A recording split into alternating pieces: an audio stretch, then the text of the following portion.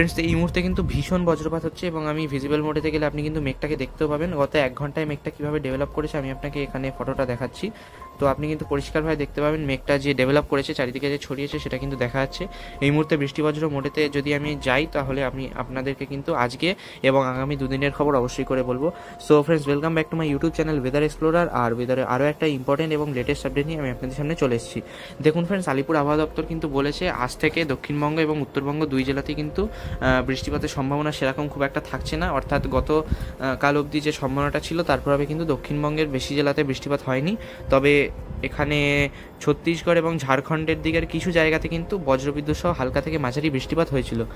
দেখুন ফ্রেন্ডস, গত কয়েকদিনেতে কালবৈশাখীর মতো পরিস্থিতি কিন্তু পূর্ব মেদিনীপুর এবং পশ্চিম মেদিনীপুরের সৃষ্টি হয়েছিল।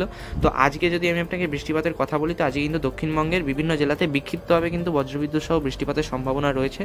যদিও আলিপুর আবহাওয়া দপ্তর বিশেষভাবে কোনো সতর্কতা দেননি, তা সত্ত্বেও কিন্তু কিছুটা সম্ভাবনা এখানে আমরা অ্যাপেতে দেখতে পাচ্ছি।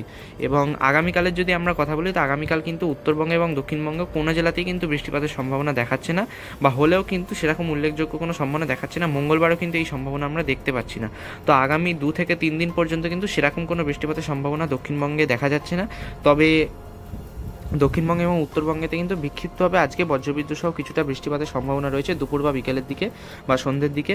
আর আগামী কয়েকদিন কিন্তু এই যে উত্তর পূর্ব ভারতের যে মিজোরাম, মণিপুর, ত্রিপুরা এই সমস্ত যে জায়গাগুলো রয়েছে এবং অরুণাচল প্রদেশে একদম উত্তর দিকে আর পাহাড়ি জেলা, ওই সমস্ত জায়গাতে কিন্তু কিছুটা বজ্রবিদ্যুৎ সহ বৃষ্টিপাতের কিন্তু সম্ভাবনা রয়েছে।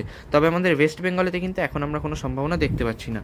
এবং বাংলাদেশের যদি কথা বলি তো বাংলাদেশেও কিন্তু সেরকম কোনো বৃষ্টিপাতের সম্ভাবনা আজকে নেই। তবে আগামীকাল কিন্তু বাংলাদেশে বিক্ষিপ্তভাবে কিছুটা বজ্রবিদ্যুৎ সহ বৃষ্টিপাতের সম্ভাবনা রয়েছে বাংলাদেশের উত্তর পূর্ব দিকে। আর এখন তো আমি আপনাকে দেখালাম এই মেঘটার প্রভাবে কিন্তু চট্টগ্রাম উপকূল এবং মায়ানমার উপকূলের দিয়ে কিছুটা পরিমাণে বৃষ্টিপাত হচ্ছে এবং এই মুহূর্তে কিন্তু ওড়িশারও বেশ কিছু জায়গাতে বজ্রবিদ্যুৎ সহ বৃষ্টিপাত হচ্ছে। দেখুন, আমি যদি টেম্পারেচারের কথা বলি, দেখুন বজ্রপাতের সাউন্ডগুলো কিন্তু রেকর্ড হলো। তো আমি টেম্পারেচারের যদি কথা বলি তো টেম্পারেচার কিন্তু এক্সট্রিমেতে পৌঁছতে পারে আগামীকাল ঝাড়খণ্ডেতে। আমাদের ইস্ট ইন্ডিয়ার মধ্যে ঝাড়খণ্ডেই কিন্তু আগামীকাল ম্যাক্সিমাম টেম্পারেচার রেকর্ড হতে পারে 38 থেকে 39 ডিগ্রি সেলসিয়াস পর্যন্ত কিন্তু ঝাড়খণ্ডেতে আগামীকাল টেম্পারেচার রেকর্ড হতে পারে। আর ওয়েস্ট বেঙ্গলেতে কিন্তু 35 থেকে 36 ডিগ্রি সেলসিয়াস পর্যন্ত কিন্তু আগামীকাল টেম্পারেচার রেকর্ড হতে পারে। উত্তরবঙ্গেতে টেম্পারেচার কিছুটা কম থাকবে 28 থেকে 32 ডিগ্রি সেলসিয়াস পর্যন্ত। বাংলাদেশেও 30 থেকে 35 ডিগ্রির মধ্যেই সীমিত থাকবে টেম্পারেচার। এবং ওড়িশাতে কিন্তু 37 থেকে 40 ডিগ্রির মধ্যে টেম্পারেচার সীমিত থাকবে। লুয়ের কোনো উল্লেখযোগ্য সম্ভাবনা আমরা কিন্তু দেখতে পাচ্ছি না, তবে আর্দ্রতাজনিত অস্বস্তি কিন্তু বজায় থাকবে। দেখুন ফ্রেন্ডস, ওয়েদারে এইভাবে আমি ইনফর্ম করতে থাকবো। তো আমার চ্যানেলের সাথে যুক্ত থাকার জন্য চ্যানেলটিকে সাবস্ক্রাইব করতে ভুলবেন না। আজ দেখা হচ্ছে নেক্সট ভিডিওতে। Good bye.